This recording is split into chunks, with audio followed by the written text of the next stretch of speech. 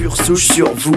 Ça l'affaire, on pèse, faut me par la tête, elles ont la bouche en cul de poule. Je viens de leur jeter plein d'essence, on y fout le feu. Le 31 décembre, la concurrence n'a plus de boule. Yes. Pas de retour en arrière, non y'aura pas de poule. On les met tous dans le même trou, stylo 4 cool.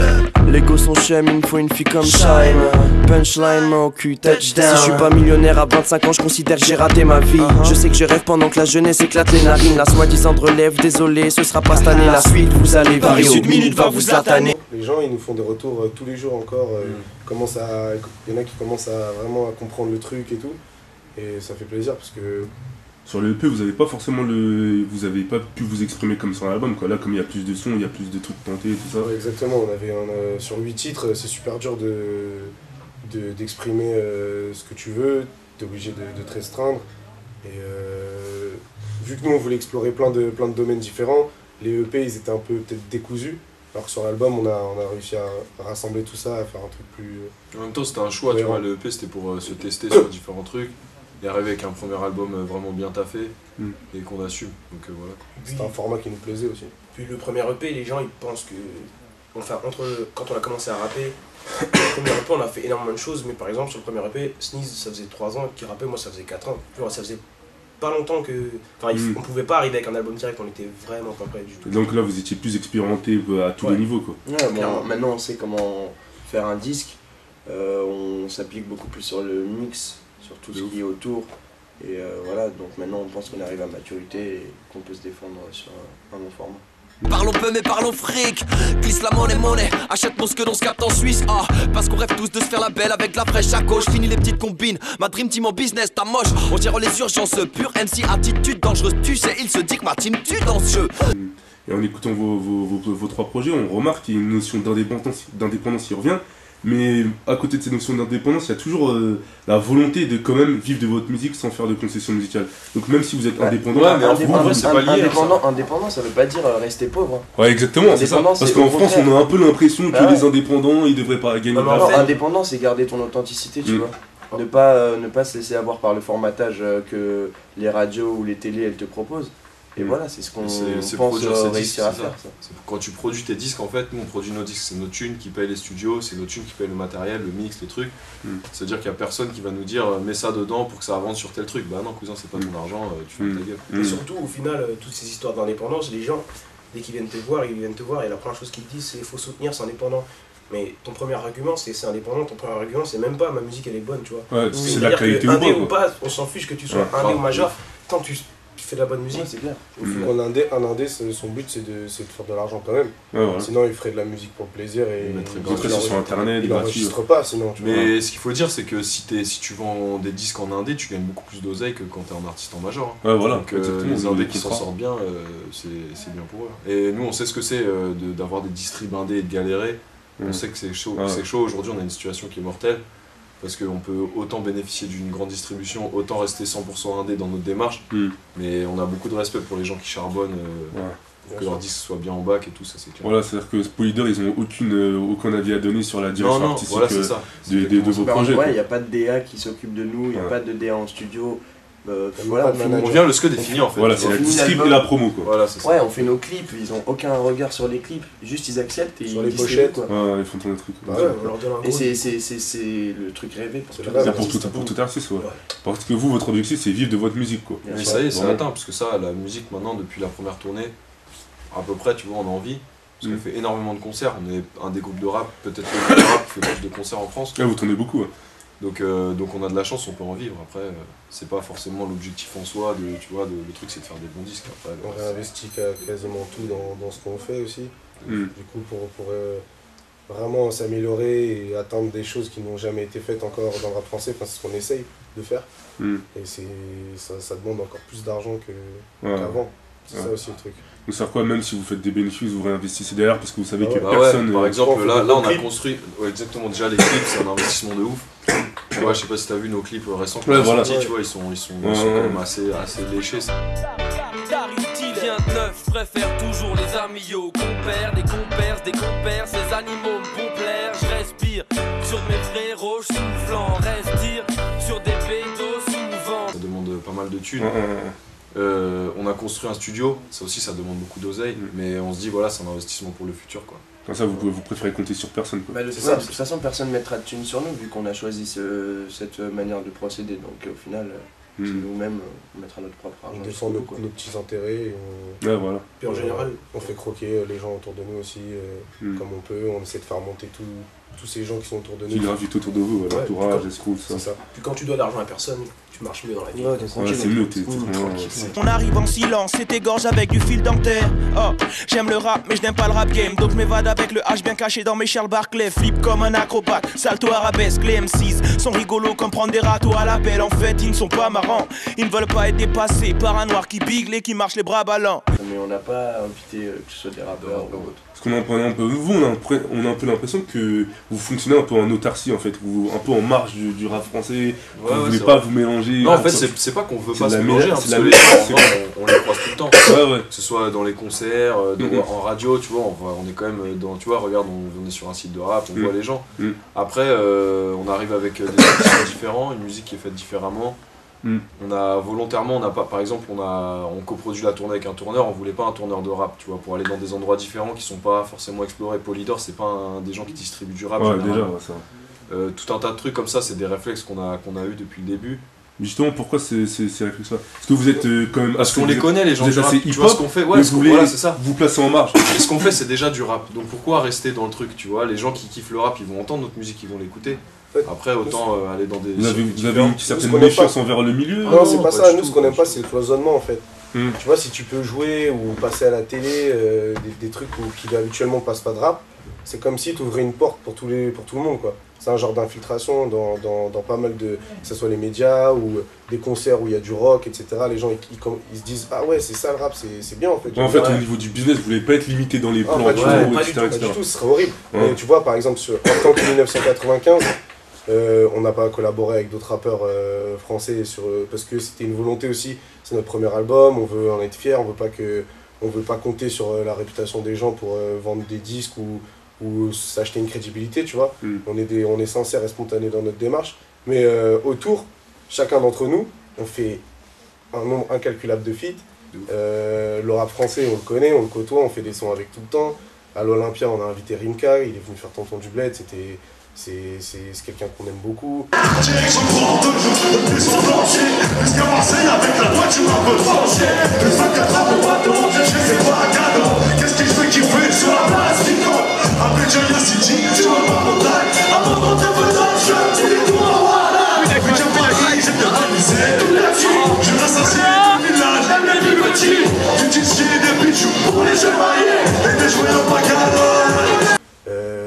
Tu vois, on croise des IAM, plein de groupes, en fait, tout le monde on les connaît, on fait des sons à droite à gauche, mais c'est pas des choses dont on se sert pour faire de l'argent ou pour s'acheter une crédibilité ou quoi, c'est du kiff. Avec le temps, on pourra peut-être faire des collaborations voilà, 1995 sur nos albums, mais pour l'instant, vu que c'était le premier album, on voulait vraiment arriver avec un truc 1995, vraiment 1995. C'est pas une méfiance vis-à-vis du milieu, c'est vraiment juste... Non, et d'ailleurs, personne nous a aidé on au en début, connaît, donc on fait mal et on s'entend super bien avec eux. On a déjà croisé presque tout le monde en vérité. C'est clair, il n'y a pas d'animosité. Et quand on croise les rappeurs que vous écoutiez et quand vous les croisez en loge ou en coulisses, c'est plutôt positif ou négatif? C'est ouf. Déjà, la plupart d'entre eux, ils nous envoient que de l'amour. Franchement, on l'a croisé il n'y a pas longtemps, on a joué la tournée dernière, on a joué à Toulouse, dans un festival qui s'appelle le Week-end des Curiosités, on a joué avec IAM. Tu vois, IAM, pour notre génération, ça fait partie des 4-5 groupes que tu t'es le plus pris, quoi. Et du coup, on les a croisés, on a vachement discuté, on a même monté sur scène avec eux, ils nous ont invités sur un de leurs morceaux parce qu'ils kiffent notre musique. Et c'est incroyable, quoi, tu vois, ça c'est un rêve qui se réalise, quoi, quand tu vois des gens comme ça. Ouais, c'est clairement un accomplissement dans ton truc, parce que les gens, t'as écouté leur CD des milliards d'heures, t'as rappelé leur texte devant le miroir, quand tu les vois, tu leur dis que t'as saigné ce morceau-là, et ils sont même surpris, parce que, je sais pas, ils connaissent pas trop notre musique, ils ont que entendu... Ouais, ils ont pu leur coupler, mais voilà, ils se souviennent plus ce qu'ils ont fait, ou bien sur nous, ils ont que entendu l'histoire à droite à gauche, puis quand ils nous parlent et ils voient qu'on connaît le rap de façon archi pointu, mais de façon archi pointue. De rap, voilà, quoi. Voilà, ils sont surpris, tu vois, que nous, on fait une musique d'une certaine couleur, mais on a écouté du rap de toutes les couleurs, tu vois ce que je veux dire, donc c'est ça. Les gens qu'on kiffe et qu'on a écouté, pour 90% d'entre eux, on s'est bien entendu avec eux, on s'est fait big up, on s'est fait inviter par l'Africa, par les meilleurs en fait. Grave, et même des gens qui font du son dans un totalement différent d'une autre. Tu vois, par exemple, on a joué avec Sefiu à Nantes. Si t'écoutes un disque de 1995, un disque de Sefiu, c'est pas la même couleur, tu vois, ça c'est différent. Mais humainement, genre le gars il nous a validé, ces gars il me disait quoi son gars? Ouais, dans vos disques on cherche les samples et tout ça, ça nous fait kiffer, c'est mortel, tu vois ce que je veux dire? Et il y a plein de gens qui se rendent pas compte en fait qu'il y a cette proximité qui va au-delà de la musique en fait. Parce que cette proximité-là, enfin ça se passe en coulisses, en loge, ça, mais comme les gens ils le voient pas forcément, donc ils se disent que vous êtes dans votre truc. Ouais, non, alors que pas du tout. Pas du tout.